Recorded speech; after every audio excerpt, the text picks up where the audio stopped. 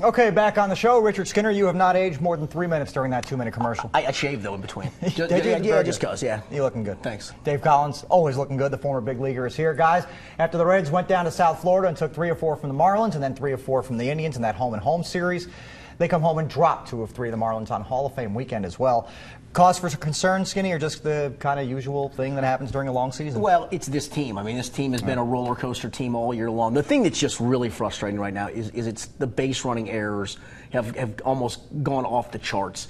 Look, guys can get picked off base. It happens in the course of a season. It was a 3-2 count last night when Chris Heisey got picked off. I know he's trying to get a step. I know they're trying to put some hit and run stuff on, but you can't get picked off there. And Dave can speak to that part better than I can because he's been a first base coach and obviously been a runner in those circumstances. But the base running errors, you have such a small margin for error to score runs, you cannot make any mistakes. No, and for a while they were making defensive errors. When they came out of the All-Star break, the defense collapsed. And Dave Collins, this had been one of the best defensive teams, if not the best defensive team in the National League.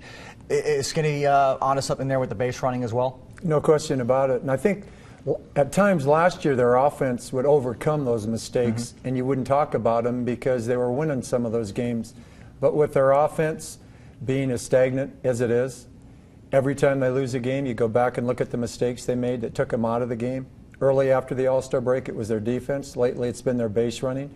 And they can't afford to make those mistakes because they're in a lot of one-run games. Christopher Negron continues to play very well and had a tremendous week, won the most outstanding player of the Ohio Cup in the Indians-Reds rivalry. Skinny, he's creating a dilemma, at least for Brian Price, a good dilemma. Yeah, I don't know about dilemma, but he's at least given himself a chance to continue to play and show that he can play at this level. You know, that first weekend that he was up, remember he hit that home run, and it was all looked good. Then he didn't play very well for a short period of time after that. You're thinking, all right, kid had a great day in the sun. But, you know, he's given him a nice lift. And, you know, for an offense that's lacking Votto and Phillips and lacking any kind of production really from Jay Bruce, you've had 3 guys who will probably get to carry this club, but you've got to have the Christopher Negrons when they get a chance to produce, and the kid's done it. Dave, when a guy like Christopher Negron comes up and kind of bursts onto the scene, so to speak, and now he's being consistent with it, is that because a lot of these pitchers are seeing him for the first time and he hasn't had to make adjustments to them yet?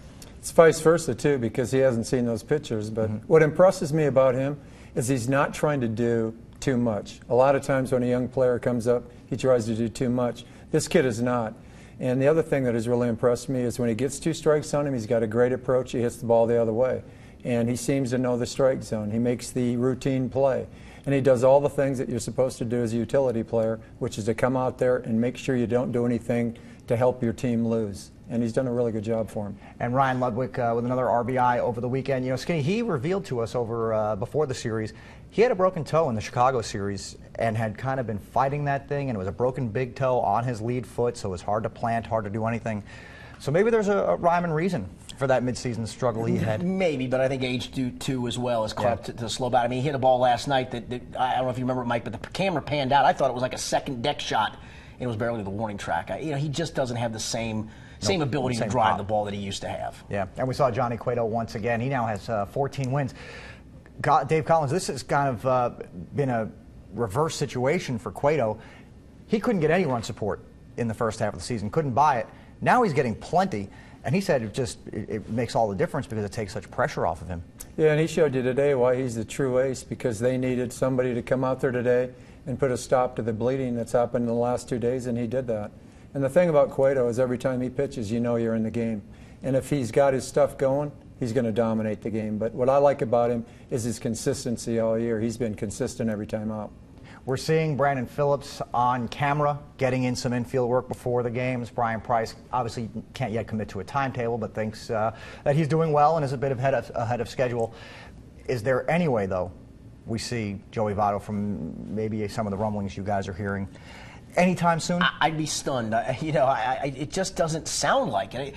Every time you hear about it, he's doing well. He's not doing well enough to get back, apparently. Whatever well isn't well enough.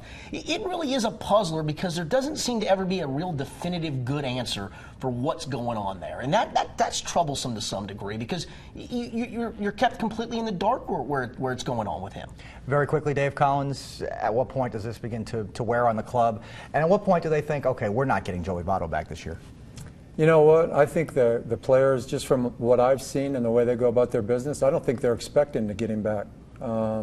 This is one mystery that I've never seen in all the time I've been in baseball, and I've been in baseball for 35 years. It's totally kept quiet about what's going on with this guy. Ever since that injury, the initial injury that he's had, it's been a mystery about what's going on with this guy. And it was day to day, remember? Yeah, day to day. That's right. It's the quad strain that ate Cincinnati. Dave Collins, Richard Skinner, thanks so much, guys. Thanks. We appreciate Thank you. it.